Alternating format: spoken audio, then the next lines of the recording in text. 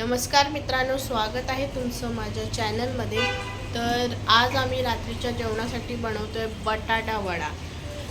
तर बटाटा वडाच ना? बटाटा वडा म्हणजे बटाटा वडा नाही बटाटा वडा नाही फक्त बनवत आहे, बटाटा वडा आणि विथ पाव आहे, म्हणजे वडापाव बनवत आहे इन शॉर्ट। बरोबर ना? हां, मग बटाटा वडा नुसता नाही, बटाटा वडा बनवत आहे। तर चला आपण बघूया। कैसे कैसे लोग रहते हैं यार यहाँ पर। चलो तुमको पागल कुत्ते का गाड़ी उठा के ले जाएगा, बता रहे हैं हम।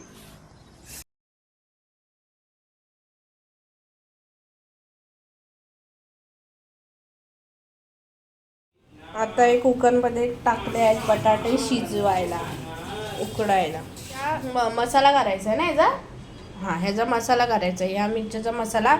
आणि इथे लसूण आणि या मिरच्या, म्हणजे एवढ्या साऱ्या मिरच्या आणि एवढे सारे लसूण आम्ही क्वांटिटीमध्ये बनवतो, जास्त बनवतो। आणि ही कोथिंबीर आहे, अजून ती निवडायची। आणि हे एवढं अद्रक, तर ह्याचा आम्ही मसाला बनवणार आहे, तर तुम्हाला दाखवतो। तर भाजीच्या वाटणासाठी लसूण आम्ही घेतली आहे, त्याच्यात हिरव्या मिरच्या टाकल्या आहेत आणि अद्रक टाकलं आहे। आता हे बारीक मिक्सरमध्ये वाटून घेत। त्याच्यानंतर बटाटे उकडून झाले आहेत मस्तपैकी। बटाटे असे नरम एवढे होईपर्यंत उकडायचे। त्याच्यानंतर सोलायचं काम चाललं आहे, इथे मस्त असे बटाटे सोलून घेते आहे। सोलल्यानंतर त्याचे बारीक पीसेस करून घेत आहोत आपण।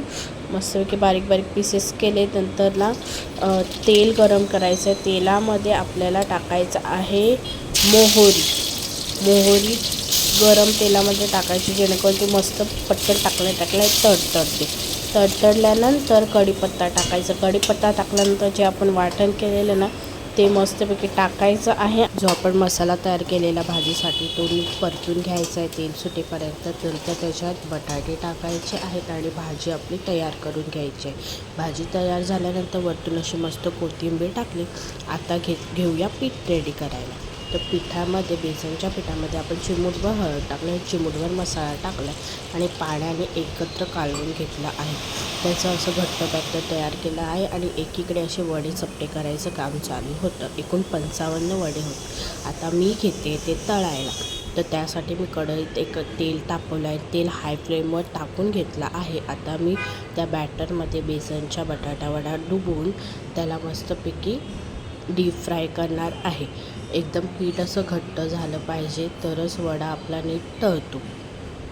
मी अशा प्रकारे तळून घेत आहे सर्व वडे।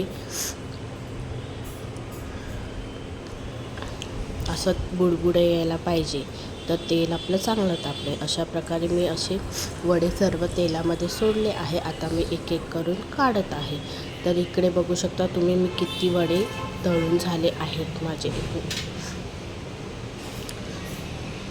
आता मी घेते चटणीची तयारी करायला। त्यासाठी हा चुरा घेतला आहे आणि त्याच्यामध्ये लसूण टाकले आहे आणि आपला घरगुती मसाला असतो तिखट खोबऱ्याचा, तो टाकला आहे आणि एकत्र मिक्सरला वाटून घेतला आहे। तर आपली चटणी आता तयार आहे। आता घेऊया आपण वडापाव खायला। वडापाव एकदम मस्त झालेला, वडा एकदम मस्त झालेला आणि चटणी पण फारच उत्तम झालेली। व्हिडिओ बघितल्याबद्दल धन्यवाद।